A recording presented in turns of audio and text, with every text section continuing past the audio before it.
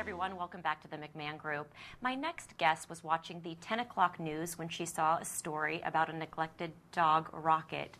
Joining us in the studio, Rocket himself, along with his owner, Barb Steele.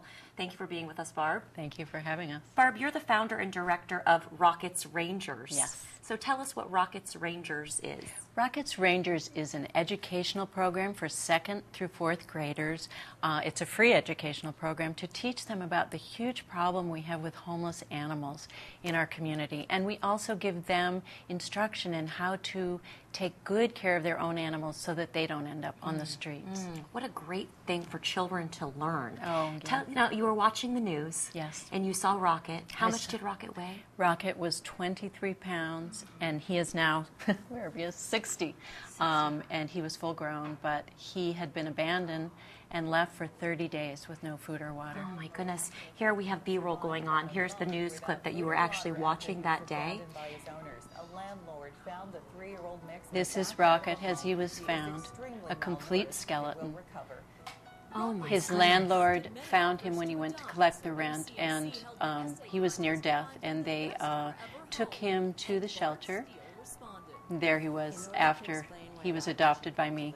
There was a contest because a lot of people wanted him, and an essay contest, which I was lucky enough to win and be able to adopt him. Now, what was the essay contest? What did you write about? It was why I should be able to adopt Rocket. And I wrote about my dog Ben, who had recently died, who had been a rescue, and that I wanted to keep his memory alive by helping other homeless animals. And you had lost 2 dogs, right? 2 dogs in 2 days, a 14-year-old family golden retriever as well as a 10-year-old lab that suddenly had a tumor, and I was heartbroken, as you can imagine. Oh, so what a blessing to get Rocket. So Rocket comes to you. He's been completely neglected. How did he react to you?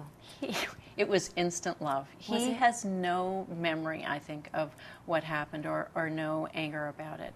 He is very loving and very drawn to children. So that was the inspiration. So you say when you take him to the dog park or to the park, children are automatically, they just gravitate to Rocket. They really do. I'm not quite sure what it is, but he's so open to them and excited to see them. And they want to know what kind of dog he is because he's an unusual look. And that leads to talking about different breeds, and then they hear a story, and then they're really touched by it. And so it gives me a teaching tool to teach them more about what they can do. Even at their age, they can do something to help. And you said children between the ages of 2nd and 5th grade are particularly interested in taking care of their pets and learning how to do that? I think they have such open hearts at that age. They love animals. Sure. So immediately they're excited to have him in the classroom, and then they hear his story, and they're shocked by it. And then they're, more excited to hear about what they can do so this doesn't happen to other dogs. Sure. How did you go from getting Rocket is your pet, to creating Rocket's Rangers? Well, I had been on the board of the Phoenix Animal Care Coalition for 9 years, and I had worked on many adoption events for them. We place about 1,000 dogs a year. I got tired of seeing that end of it, and so I wanted to do something to do preventative work. And because Rocket just had this affinity for the kids, I just began putting it together in my head. But how can I use this? So are you encouraging others to go into shelters now and acquire dogs and use them to teach other people? Well, as far as teaching teams, right now it's just Rocket and myself, but we are going to expand and have more teams going into the schools. But part of what we teach the kids is definitely to go to shelters to adopt, not to be buying from pet stores, not to be breeding in their own backyards. We're trying to reduce the number of animals that are out there looking for homes. And Barb, this is available to educators at no cost to them. They can bring you into their classrooms. Yes. How long is your lesson? It's about an hour and a quarter. We go through this cartoon that I have done of Rocket's life, and each child gets a 17-page booklet, which is an activity book to take home. We go through this. There's some lessons in it that Rocket wants the kids to know about, how to respond to his story.